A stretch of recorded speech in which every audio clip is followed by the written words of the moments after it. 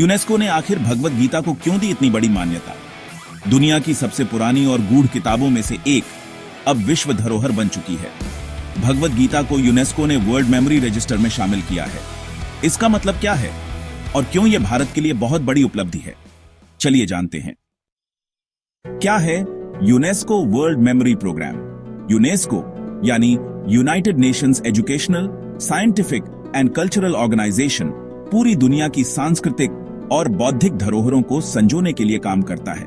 1992 में इसने शुरू किया memory of the world program, एक ऐसा वैश्विक इनिशिएटिव जो दुर्लभ किताबों, पांडुलिपियों और ऐतिहासिक दस्तावेजों को संरक्षित करता है ताकि आने वाली पीढ़ियां इन्हें जान सकें। अब इसी लिस्ट में शामिल हुई है श्रीमद् भगवद गीता।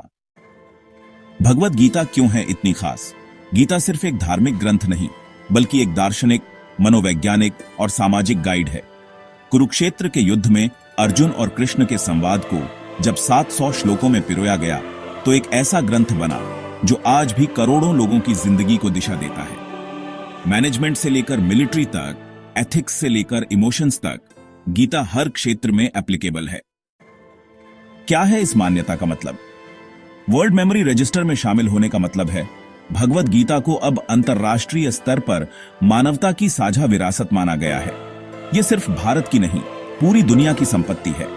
अब यूनेस्को इसकी डिजिटल और भौतिक कॉपियों को संरक्षित करेगा ताकि यह नष्ट ना हो, छेड़छाड़ से बचे और सबके लिए उपलब्ध रहे।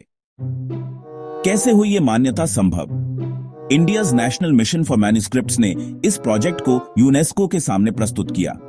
उन्होंने 18वीं शताब्दी की एक दुर्लभ हस्तलिखित भगवद गीता को नॉमिनेट किया, जो अब बौद्धिक विरासत के रूप में स्वीकार की गई है। यह गीता पांडुलिपि नागरी लिपि में है और इसे गोरखपुर स्थित गीता प्रेस से जोड़ा गया है। भारत के लिए क्या मायने हैं इसके?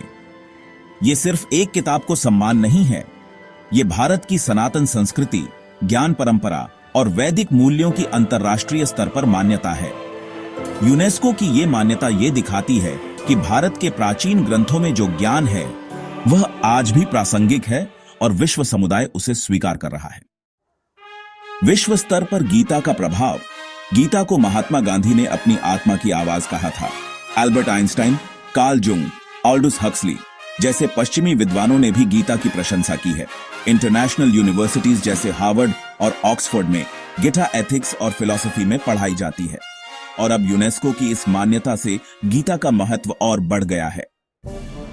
भगवद गीता केवल एक धार्मिक किताब नहीं, बल्कि एक यूनिवर्सल ट्रूथ है जो हर युग, हर काल और हर इंसान के लिए है। यूनेस्को की यह मान्यता भारत के लिए गर्व की बात है और यह हमें याद दिलाती है कि हमारा अतीत कितना गौरवशाली रहा है। अगर आप भी मानते हैं कि गीता एक अमूल्य धरोहर है तो इस वीडियो को लाइक करें, शेयर करें और गीतानंदन एकेडमी को सब्सक्राइब जरूर करें ताकि हम और भी ऐसी ज्ञानवर्धक जानकारी आप तक लाते रहें।